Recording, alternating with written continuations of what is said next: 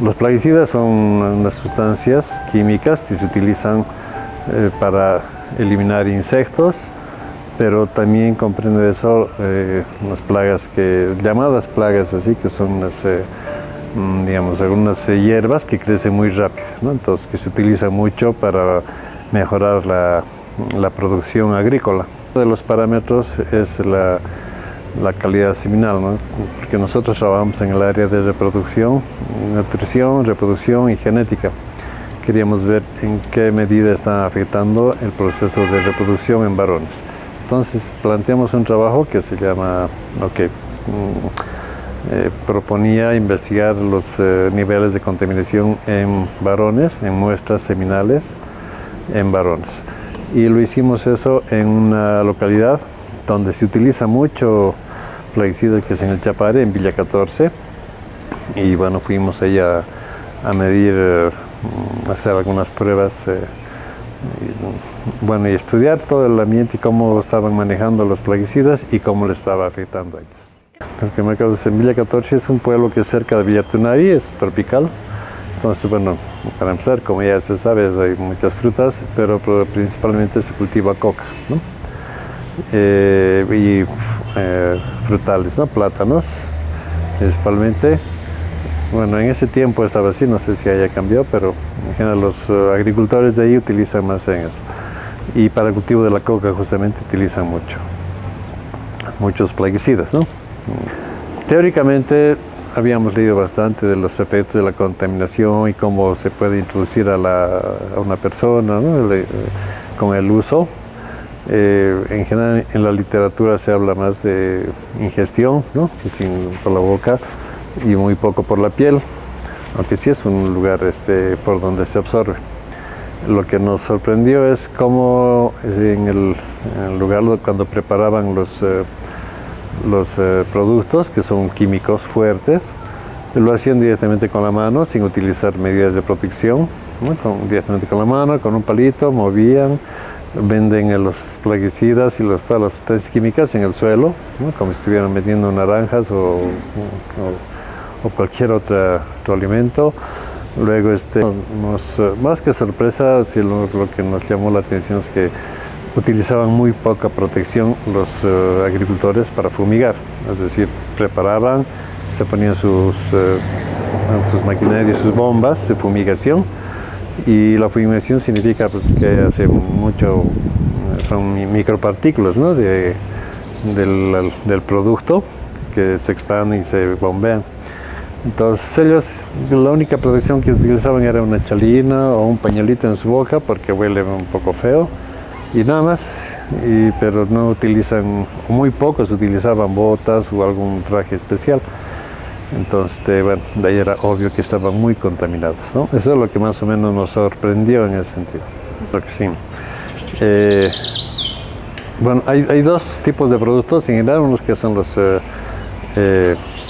herbicidas, ¿no? Que ponen para evitar otro tipo de hierbas que crezcan y no quiten la producción, y los otros para los insectos.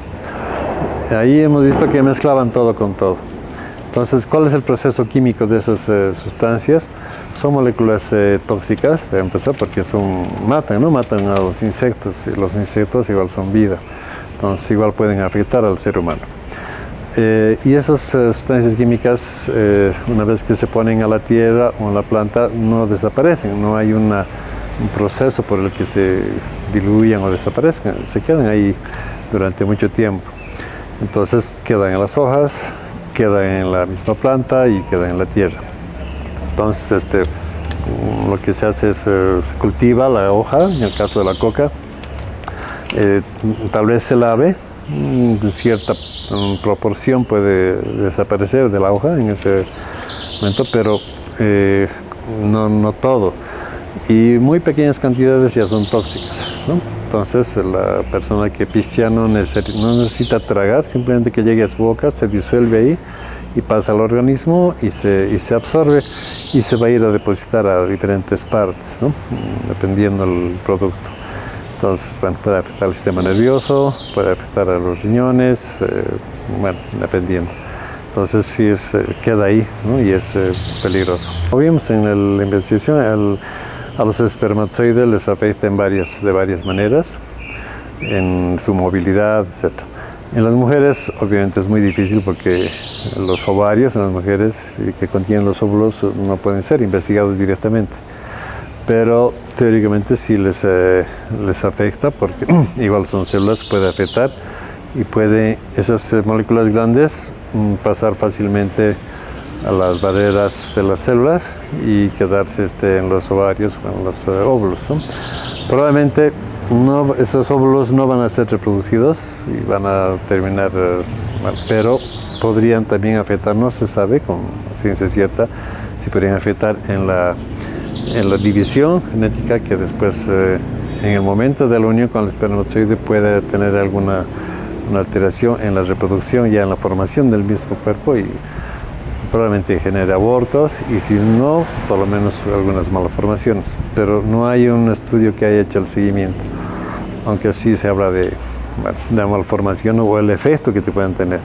Un ejemplo de eso es, por ejemplo, en Francia se utiliza mucho el herbicida, pero en Francia se fumiga con aviones, extensiones grandísimas de girasoles y de otros plantíos, ¿no? Con avionetas.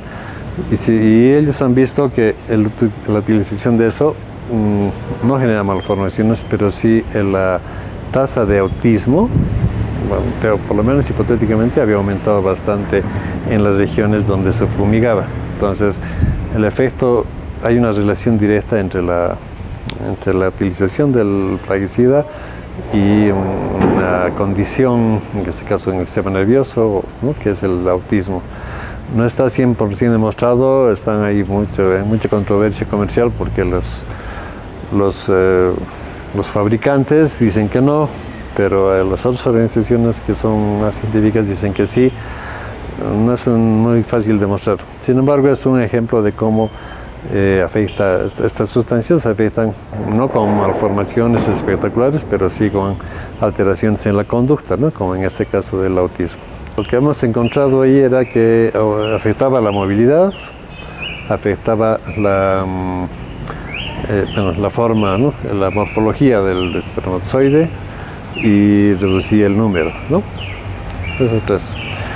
Esas tres alteraciones principales. Entonces, eso no significa que los haga estériles, pero sí en un momento dado podría producir esterilidad. Habría que seguir el estudio para ver a largo plazo. Es un poco difícil hacer ese seguimiento, pero teóricamente sí tendría que disminuir la tasa de fertilidad de los varones que están afectados, ¿no? Así podría afectar, y eventualmente podría también colarse la molécula en los espermatozoides y afectar a los futuros seres con lo del autismo, por ejemplo, ¿no? No es una cosa demostrada, pero sí teóricamente posible. La recomendación principal sería que en nuestro país tome políticas de prevención, ¿no? Lo que les decía, lo de Francia, pasa eso en un país que es totalmente ordenado y que los agricultores utilizan cascos, trajes totalmente protegidos. Sin embargo, todavía se llegan a contaminar. En nuestro medio, que se lanzan y directamente se bañan con insecticidas, con plaguicidas, están seguramente muy contaminados, porque no hay un respeto a las normas. Incluso las etiquetas dicen de alto grado de contaminación, use protección, pero la educación en nuestra gente no permite eso, ¿no? No leen ni siquiera eso, mezclan todo con todo, duermen al lado de los insecticidas, no se asean después de fumigar, así que contaminan a su esposa, a sus hijos, y todo es un ambiente contaminado. Entonces, la recomendación es que eduquemos a nuestra población en ese sentido, y que la política nacional debería ser de control de esas sustancias, ¿no? Porque además en el mercado encuentran cosas que en otros lugares está totalmente prohibido, pero en el mercado en Villa 14 o en el mercado aquí lo venden como si fueran papas, ¿no? Entonces, esa es la recomendación principal.